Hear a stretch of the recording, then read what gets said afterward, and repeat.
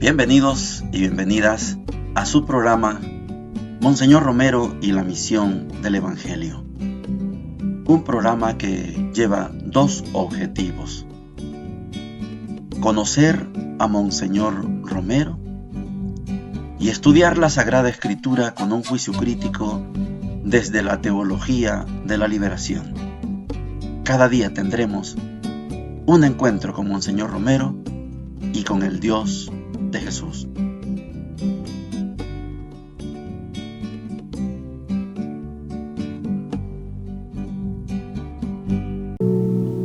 Hola, ¿qué tal?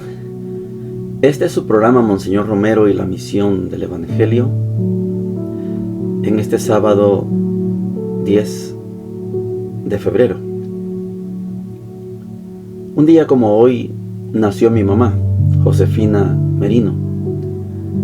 Era el año 1930. A ella me la atropelló un bus del transporte urbano de Sonsonate el 15 de septiembre del 2011. Descansa en paz, Josefina Merino Gomar. Fíjese que hoy en este programa tenemos, creo que, dos elementos importantes. En la primera parte quiero hacer una reflexión en torno de Monseñor Romero en dos aspectos.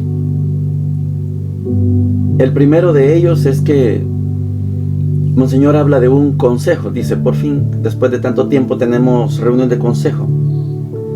Para quienes no conocen, los obispos, en este caso arzobispos, tienen un grupo de sacerdotes que se llama Consejo Presbiteral.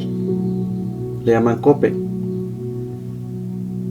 El arzobispo los elige, los escoge para que le ayuden, en este caso, a tomar decisiones, cuando van a mover a un párroco de un lado para otro, cuando van a admitir a un seminarista, es decir, para todo trámite que se hace, siempre hay un consejo presbiteral. El número, yo no tengo el alcance, yo conozco diócesis que tienen un consejo de 4.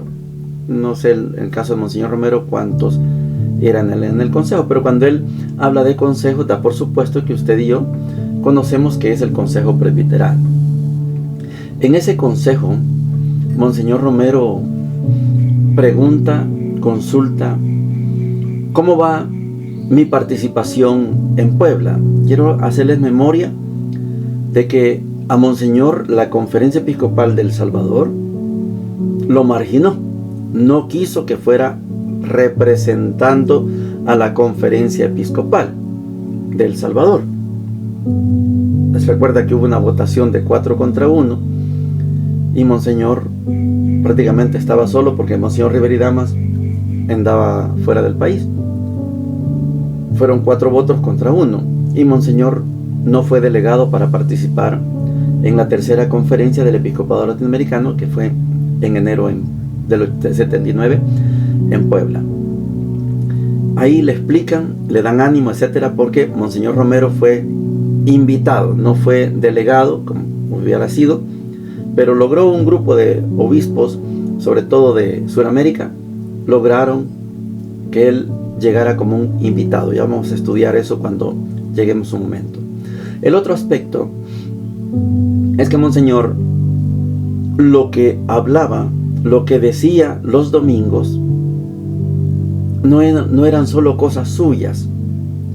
Había un equipo de sacerdotes, de laicos, comprometidos, técnicos algunos, que cuando Monseñor Romero preparaba las homilías, Monseñor se las exponía al grupo y el grupo le decía, eso está bueno, eso no, Monseñor, etcétera. Y cuando llegue el último momento, allá en los últimos días del diario que estamos estudiando, Monseñor, vamos a ver cómo Roberto Cuellar, que lo menciona hoy el abogado, que era un joven Roberto Cuellar, le dice a veces bachiller, a veces le dice doctor, licenciado, o solo Beto Cuellar, como le dice hoy. Monseñor, no vaya a decir eso va a ser, y le aconsejó jurídicamente. Pero Monseñor siempre lo dijo: quiero hacer un llamado a las fuerzas, es decir, eso le habían dicho que no lo dijera, y Monseñor lo dijo. Tiene un consejo presbiteral y tiene un equipo de apoyo para sus homilías. Estos dos aspectos que les estoy mencionando, en lenguaje eclesiástico se llama ser colegiado. No dar la palabra mía, sino dar la palabra de un colegio, de un grupo. Oigamos a Monseñor. Sábado 6 de enero. Después de mucho tiempo, celebramos hoy un desayuno de consejo en que consulté todavía sobre mi presencia en Puebla. Se me dieron bastantes informaciones y sugerencias. Hay esperanzas porque asisten varios obispos y expertos que estarán completamente de acuerdo en la línea pastoral de nuestra arquidiócesis. Tratamos también de analizar la situación actual del país, los resultados de la visita apostólica que tuvo la arquidiócesis en estos días, el problema del seminario y otros temas que en consulta con estos sacerdotes y laicos resultan verdaderamente enriquecedores para el criterio del pastor. Al mediodía, entrevista con el padre Moreno y Beto Cuellar para recoger la información de la semana y comentarios para la homilía de mañana domingo. Por la tarde, visita a la parroquia de Apopa, donde el padre Óscar Martel ha preparado una confirmación de jóvenes y un diálogo con agentes de pastoral. Llegamos a la sección de la palabra de Dios. Les decía que este día podemos estudiar dos elementos. Los primeros es esos que mencioné de la situación jurídica interna, estratégica de Monseñor Romero, cómo él tomaba sus decisiones, cómo preparaba sus predicaciones. Ya hemos hablado de esto. El segundo tópico, la segunda cosa que es bueno analizar desde hoy es cómo, en este caso de la primera lectura, cómo juegan con el pueblo. Esto pasó en el contexto de la lectura que vamos a tener ahora y sucede hoy. Cómo juegan con el pueblo. Vamos a ir a la primera lectura. La primera lectura está tomada del primer libro de los Reyes. Vamos a leer capítulo 12 del 26 al 32 y el capítulo 13 del 33 al 34, y dice lo siguiente: En aquellos días Jeroboam pensó para sus adentros: todavía puede volver el reino a la casa de David.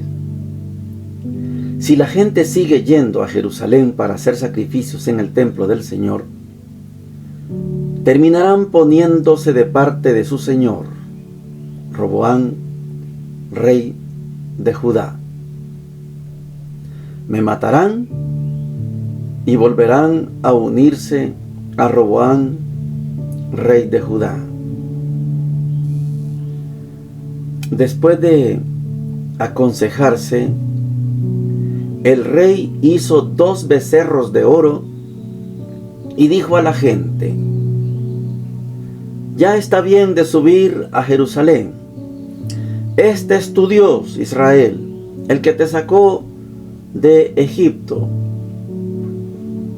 Luego colocó un becerro en Betel y otro en Dan. Esto incitó a pecar a Israel, porque unos iban a Betel y otros a Dan. También edificó ermitas en los altosanos, puso de sacerdotes a gente de la plebe que no pertenecía a la tribu de Leví. Instituyó también una fiesta el día 15 del mes octavo, como la fiesta que se celebraba en Judá, y subió al altar que había levantado en Betel a ofrecer sacrificios al becerro que había hecho. En Betel estableció a los sacerdotes de las ermitas que había construido.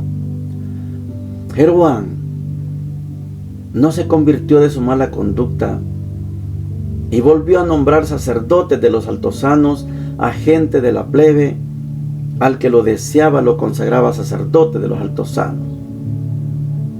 Este proceder llevó al pecado a la dinastía de Jeroboam y motivó su destrucción y exterminio de la tierra. Palabra de Dios. Te alabamos, Señor.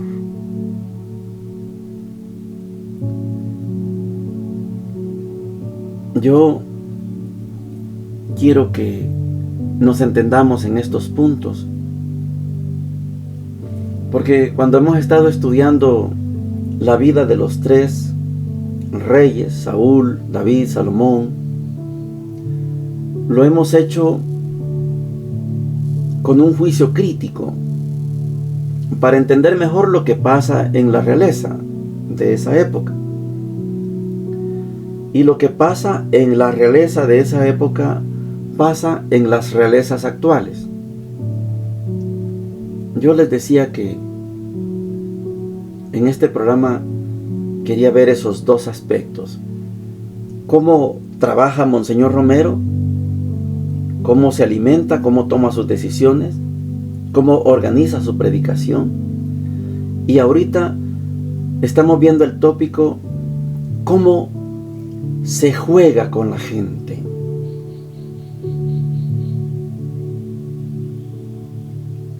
Para algunos tal vez no es de dominio público, pero muchos gobernantes tocan a Dios con las manos manchadas, con las manos sucias,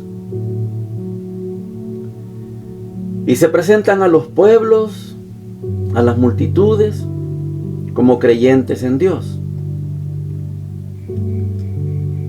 Por eso es común ver sendos dirigentes mundiales que van a visitar al Papa, se toman una foto, le llevan regalos.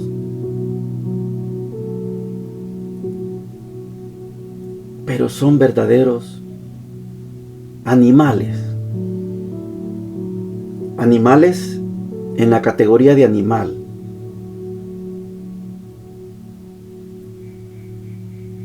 Lo que está haciendo Jeroboam en el norte de Israel precisamente es jugar con el pueblo. El pueblo de Israel, gracias al rey David, había logrado tener una conciencia de pueblo, una identidad de pueblo, que por cuestiones políticas el pueblo fue dividido en dos reinos, reino del sur, reino del norte. A la gente no le importaba reino del norte, reino del sur, eso no le importaba. Desde el norte iban al sur, a Jerusalén, al templo. Ellos tenían identidad de pueblo. No solo identidad de tribu, también tienen identidad de pueblo. Arriba en el norte habían quedado 10 tribus, en el sur 2 tribus. La gente quería ir al templo. Es lo que había aprendido de David, es lo que había aprendido de Salomón. Y Jeroboam juega con el pueblo. Aquí está tu Dios. Este es el que te sacó de Egipto. Son ídolos. Juegan con el pueblo. Hacen pecar al pueblo.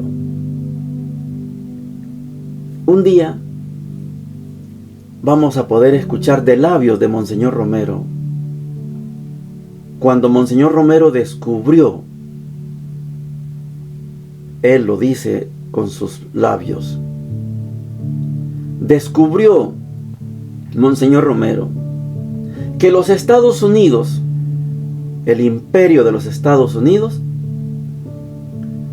financia iglesias para dividir la iglesia católica. Financia. Juegan con el pueblo.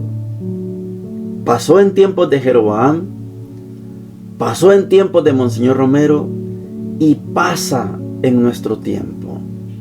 Juegan con el pueblo, tocan a Dios con las manos manchadas. Inducen al pueblo a pecar. Tenemos un solo Dios y nos ponen a pelear. Les encanta vernos peleando. Por eso yo les digo en este programa, aquí no hacemos proselitismo. No me interesa el proselitismo. No me interesa que usted sea católico o católica como yo soy católico. No me interesa. Lo que me interesa es que usted crezca en el conocimiento de la palabra de Dios y ame más a Dios y ame más al pueblo. Y ojalá, como en tiempos de David, logremos una identidad de pueblo. No solo identidad de tribu, identidad de clase social. Tener identidad de pueblo. Si somos salvadoreños, somos salvadoreños y salvadoreñas. Guatemaltecos, panameños, cualquier nacionalidad. Tener identidad de pueblo. Y esta identidad de pueblo la vamos a ver en el evangelio que nos toca estudiar el día de hoy. Marcos capítulo 8, versículos del 1 al 10, dice lo siguiente.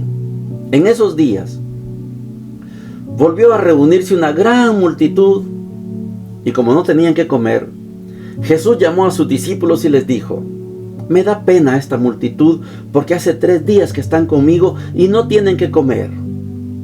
Si los mando en ayunas a sus casas, van a desfallecer en el camino y algunos han venido de lejos.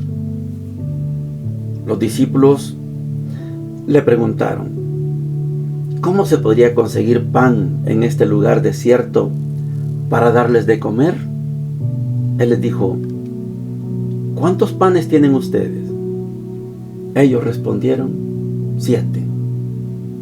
Entonces él ordenó a la multitud que se sentara en el suelo. Después tomó los 7 panes, dio gracias, los partió y los fue entregando a sus discípulos para que los distribuyeran. Ellos los repartieron entre la multitud. Tenían además unos cuantos pescados pequeños y después de pronunciar la bendición sobre ellos, mandó que también los repartieran.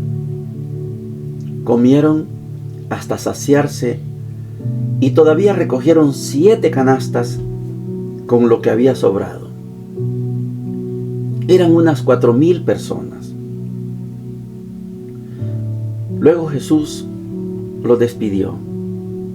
Enseguida subió a la barca con sus discípulos y fue a la región de Dalmanuta. Palabra del Señor. Gloria y honor a ti, Señor Jesús. Estamos en la segunda parte, en la sección bíblica, y estamos tocando el tópico de cómo se juega con el pueblo. Jesús hubiera podido despedir a esta gente. 3 días han estado con él. ¿De qué hablaron 3 días? No lo dice Marcos. Mateo posiblemente en estos 3 días, seguramente por Mateo, no por Marcos, podría haber sido el momento en que Jesús les explicó el sermón de la montaña, un gran discurso de 3 capítulos, Mateo 5, 6 y 7. Jesús hubiera despedido a la gente y hubiera sido un político más, un Jeroboam más. Váyanse, resuelvan su vida. Pero Jesús hace un cambio diametral en la ideología y en la conciencia de la gente. No sé si me va a dar tiempo de explicar todo lo que quiero, pero por lo menos voy a plantearlo. Cuando Jesús aparece hablando a esta gente, todos tienen un concepto de Dios que me bendice a mí, un concepto de Dios que maldice a aquel.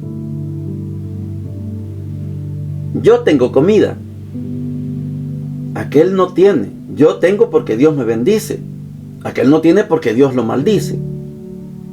Concepción de Dios.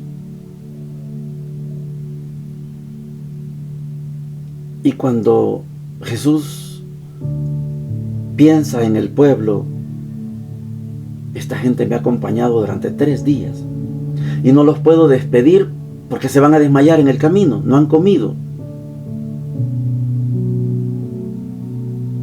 Pero ¿dónde compramos tanta comida? ¿Cuánto tienen? 7 panes. Y aparecen unos cuantos pescados chiquitos, pequeñitos. Cuando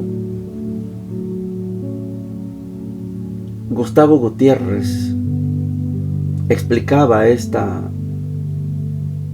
gran hazaña, esta perícopa, que la llamamos la multiplicación de los panes. Gustavo Gutiérrez es el fundador de la teología de la liberación. En 1960, antes del concilio, ya estaba circulando el pensamiento de Gustavo Gutiérrez. Cuando él explicaba este pasaje, él decía: qué fácil fuera ver a un Jesús que pone las manos sobre los canastos con 7 panes. No dijo estas palabras que voy a decir ahorita, pero porque son palabras nuestras. Y pronunciar aquellas palabras, abracadabra, pata de cabra, y empezó a multiplicarse el montón de panes. Igual con los peces. Y él decía, qué fácil fuera entender a un Jesús que tiene 7 panes y unos cuantos pescaditos, y eleva los ojos al cielo y se multiplicó. Y por eso le llamamos la multiplicación de los panes. Gustavo Gutiérrez, teólogo de la liberación, dice: aquí lo que hay es un cambio de la concepción de Dios. Lo que tengo yo, unos cuantos panes, unos cuantos pescados, no son míos, son de todos. Y si todos los que están con Jesús entienden ese fenómeno de la misma manera, la comida alcanza y sobra. Así lo explicó Gustavo Gutiérrez. Si todos entendiéramos que lo que tengo yo no es mío, sino es de nosotros, es de todos y todas, la comida alcanza y sobra. Esto es el cambio de concepción de Dios. ¿Cómo entiendo yo a Dios? Dios me bendice a mí y maldice a aquel. No, Dios me da a mí para que yo comparta, nos decía Gustavo Gutiérrez. Ya no es bueno a este pasaje llamarle la multiplicación de los panes, porque multiplicación de los panes es mágica, es magia y es perturbadora del modelo de Dios que nos vino a entregar Jesús. Estamos en Marcos, estamos terminando la primera parte del Evangelio de Marcos.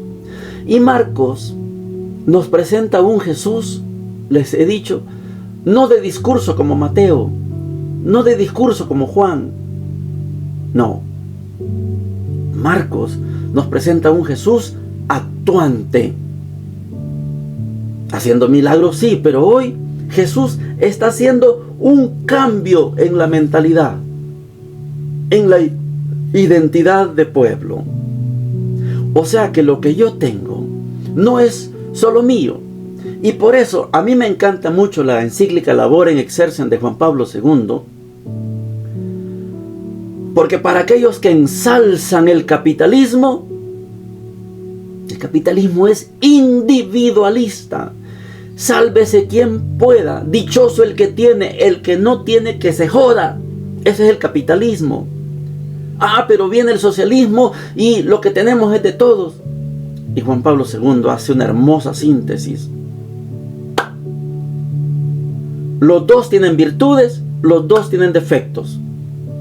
Extraigamos lo bonito de uno, extraigamos lo bonito del otro y hagamos un sistema combinado.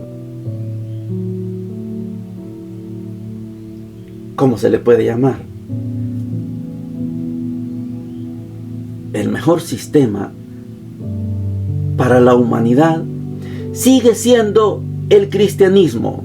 No hay quien se le compare. En la medida que el cristiano y cristiana sale de su concepción de Dios, que Dios es mío y lo que tengo es mío, Padre mío. Y Jesús nos enseñó, Padre nuestro. Lo que tenemos no es mío, no es de nosotros, es de todos y todas. Pero históricamente, termino, han jugado con el pueblo. Predicadores los hay, por toneladas, que dicen que usted recibió una bendición de Dios y el que está a la par suya. Debe ser un maldito, porque usted es bendito, usted lo ha bendecido Dios. Predicadores hay por toneladas de ese tipo. Juegan con la identidad, con la idiosincrasia, con la ideología del pueblo. Y nos enseñan a un Dios que no es el Dios de Jesús. Este que estamos estudiando aquí, este es el Dios de Jesús. Compartan. Y eso fue lo que hicieron. Y cuando se comparte, alcanza y sobra. Es maravilloso cuando podemos estudiar la Sagrada Escritura haciendo un juicio crítico. Se aprende mucho. Y ojalá tomáramos conciencia de eso que se estudia, de eso que se aprende. Bendiciones para todos y para todas. Hemos presentado Monseñor Romero y la misión del Evangelio. Hasta la próxima.